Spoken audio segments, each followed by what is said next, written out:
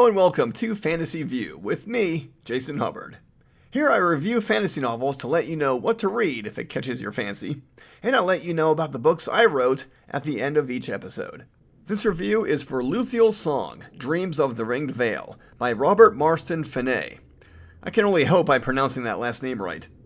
The origin of this review is a little strange. You see, I actually started on the book sequel called Luthiel's Song, The War of Mists. As I said before, I've read books that are pretty advanced in this series without having read any of the previous installments. I like to think I can figure out what happened in previous installments and how they influence current events. Well, in the case of Luthiel's Song, The War of Mists, I had a hard time doing that. For one thing, I could barely figure out the main character, Luthiel. Her motivations made little sense to me, and I wondered if she really knew what the hell she was doing. At one point, she says that she's food for certain people called virile. This simple statement seems strange and unsettling, a state of affairs that I certainly wouldn't settle for myself. And yet, Luthiel seems fine with it for no good reason I could figure out. Also, there are some characters who are featured prominently in the story, yet they're shoved off to the side, as if the author couldn't be bothered with them for the moment. I got about a quarter into the book when I realized I couldn't give it a proper review. I just didn't understand a number of things, and I felt like it would be unfair of me to knock the book because of that. You could say that the author didn't do a good job at helping a fresh new reader get up to speed, and you would be right. But ultimately, a sequel isn't required to give a complete summary of a previous chapter in order for it to be a good sequel. It just has to give some indication that it's the sequel, and to progress the story in a natural and satisfying way. So I decided to go ahead and start the first book in the series, Dreams of the Ringed Veil. And boy, am I glad I did.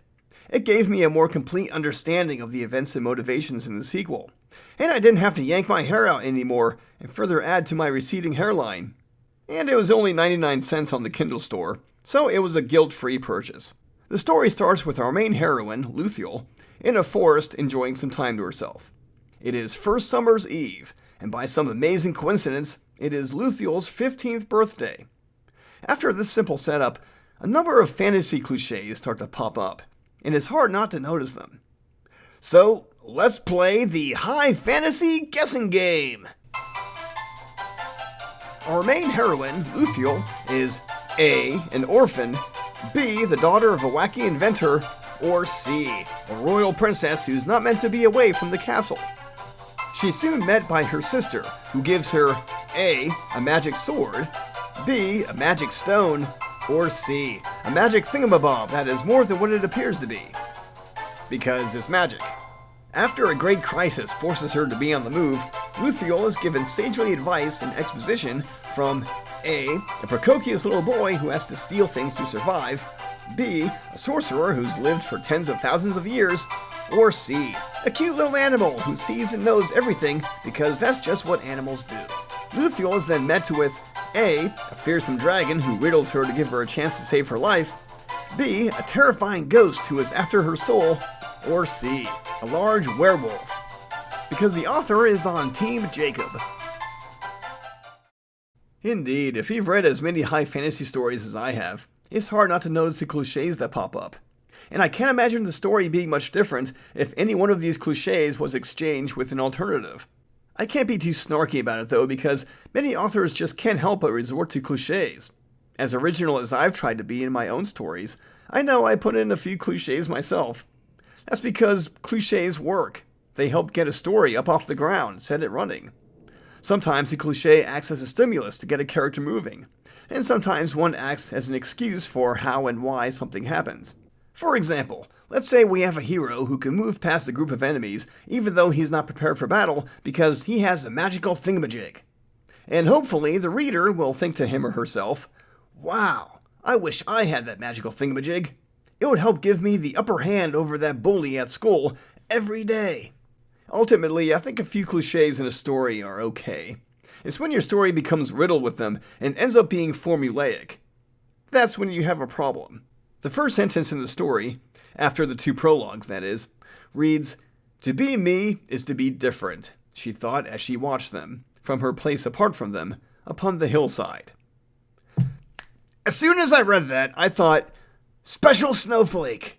She's yet another special snowflake in the genre, absolutely full of them.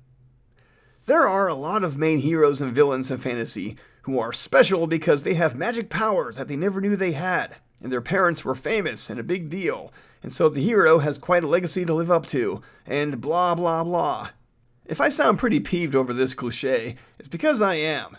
I'd rather have a hero who is not special because of heritage, but purely because of the choices he or she makes. I want people to be drawn to them because of their personalities and actions, not because they end up having royal blood or some other inheritance. To be fair, many authors seem to prefer that too, and so even if a hero ends up being a special snowflake right from the start, it's still their choices that define them and get the plot moving. But even so, they seem unwilling to make a hero ordinary, someone that most anyone can relate to. Especially someone who's watched Fight Club a billion times and has taken the movie's message to heart. Anyway, Luthiel is soon met with her mischievous foster sister, because she's an orphan one, you know, named Léowyn. Léowyn gives her a magic stone and tells her to sing to it so that she'll unlock its magic. Luthiel does, and it brings her into the world of dreams.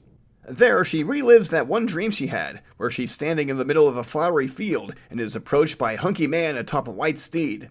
The man asks her if she can't believe it's not butter. Then they both ride off into the sunset and live happily ever after. Kidding! It turns out that Léowyn has stolen the stone from a neighboring sorcerer, and for a good reason. The sorcerer is a scary man and not one to be trifled with. But he's soon forgotten when a blade dancer comes to town. A blade dancer, as you can guess, is a warrior who's really good with a sword. Whenever someone of his kind arrives, it's usually not a good sign, and the two sisters' suspicions are confirmed when the dancer says he's arrived to take someone as a sacrifice for the dreaded Viral. The Viral are a people who are intentionally left mysterious in the beginning of the story. All the reader knows for the first 100 pages is that the Viral had waged war with the elves and humans of the Feylands.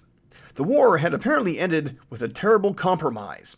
The Viral will no longer attack as long as the Feylands send someone as a sacrifice to them. A sacrifice is meant to be made only once per year, but this year there have been 3, and now the Viral demand a 4th. This puts the Feylands on edge, yet a blade dancer has still come to collect. The sacrifice is specifically chosen by the High Lord, and his choice is none other than Léowyn. Léowyn and her family are shocked, especially her foster sister, Luthiel. Luthiel decides that she can't live without Léowyn, so she begs to take her place as sacrifice. The blade dancer reluctantly agrees to this, but says he can't escort her since they'd be breaking the law. So Luthiel goes alone to the Valley of Mists, where the Viral reside. Now, I know what you're thinking. This sounds like a blatant ripoff of the Hunger Games, and so the author should feel ashamed of himself. First of all, the concept of a land that's forced to send people as sacrifices to some other villainous society is nothing new. Second, Luthiel's song was copyrighted in 1997. The Hunger Games was first published in 2008. So who's ripping off who exactly? Luthiel sets off on her journey alone, and she recalls that a house belonging to a sorcerer is on the way. She knows nothing about him, but believes it might be a good idea to talk to him. Sure enough, she meets him and is invited into his place to rest overnight. She shows him her magic stone, called a Weird Stone. Weird is this world's name for magic. And sure enough, the sorcerer teaches her some things about the stone that she never knew. The guy fills in the necessary mentor role in this story, and after he advises and feeds her, he sees Luthiel off on the road again. After a close encounter with a giant spider that's about as creepy as those in the second Hobbit movie, if not more so, Luthiel comes across a giant werewolf who is pining for a girl whom he lost to a vampire. Just kidding. I mean, she still meets a werewolf, but he ain't pining for shit. The werewolf's name is Othelos, and he's a servant of the Viral. He takes her right to his 3 masters, who turned out to be a kind of original species, who are very tall and have black eyes and sharp teeth. They nastily claim that Luthiel is to be food for them, which made me roll my eyes. I expected them to simply cast a spell that would drain Luthiel of her energy, leaving her a lifeless husk or a thoughtless vegetable. But to my surprise, they sank their teeth into her flesh and sucked her blood instead. Hot damn! She really is food. Suffice to say, Luthiel survives the ordeal, but exactly how and why, I'll leave to you to discover on your own.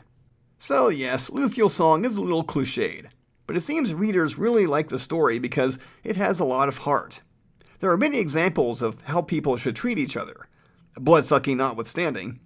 The interactions between certain characters are meant to melt even the iciest of hearts. You need to be a really cold bastard not to feel anything during these scenes. And putting all the feels aside, I'll admit that once I came to the plot twist midway, the story became interesting enough for me to want to keep on reading. I gradually learned more about this interesting world, such as its history involving angels and demons, and some of the villainous rulers who have yet a major part to play in this first installment. There are two dings I like to mention here. First off, there's a concept that's not made very clear at one point near the end. Basically, people can use very powerful portals to travel to other planets, including the moons of the planet Osha. If I hadn't read part of the sequel beforehand, I might have been a little confused. The second ding is when a certain character tells his life story. The guy simply sounds too much like the narrator for his own good. I think it would have been better if the author tried to give this guy his own voice, his own way of phrasing. Instead, the author just made the character sound like the author himself, which is noticeable to a snooty, critical reader like me. In this fantasy world, we have your typical species like elves, goblins, unicorns, dragons, and fairies. But as I said, the Virile are an original creation, as are the Grendelows. Don't know what a Grendelo is? Well, I'm pretty sure you've seen one before, since there's one staring right at you in the title card for this podcast's episode. Yep, that hideous monstrosity is a Grendelo, alright. I'm pretty sure it doesn't match the author's vision of such a creature, but what can I say? The author gave only vague descriptions. He says they each have one arm and one segmented foot. They have to hop around everywhere, but they do it so gracefully that it's not detrimental to them. There's no mention of them having only one eye or one nostril, but I'd imagine they do. I mean, since they have only one arm and one leg, why not one of everything? Personally, I don't think the Grendelo are a good idea. And I really hate to say this because the fantasy genre gives storytellers the freedom to make up their own species and worlds, and I wouldn't want to rob them of that freedom in any way. But I find it hard to imagine nature giving a species only two appendages. Right here on good old planet Earth, every creature has at least 4 appendages. That's because over billions of years worth of evolution, nature has discovered that 4 appendages give a creature a fairly high chance to adapt and survive. Hell, many species have discovered that even more appendages are advantageous. Overall, hopping around everywhere was not nature's preference for creatures to get around. There's only one creature I can think of that does this, and that's a kangaroo. And even they are bipedal, damn it.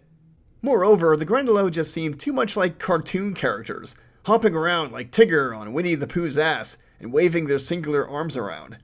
They just seem too silly for my liking. In conclusion, if I was forced by a James Bond villain to give a label to this story, it would be quiet epic. It's epic in size and scope, alright, and while there are a few suspenseful near-death moments, the book is mostly about people talking about things that happened and things that will happen. And of course, it's a story about being on the road, since Luthiel has to reach her destination within a certain time. It's a story for the heart, not so much for the head. And while I'm glad to have read it, I would have rather it have a little wit, even if it's a little dry. I would also rather have the author dial back on the cliches, but hey, let's face it. To be a fan of fantasy is to embrace the cliches that help drive its stories, ranging from magical doohickeys to evil kings who embrace the darkness. Not to say it's useless to strive for originality, but it's harder than many people may think.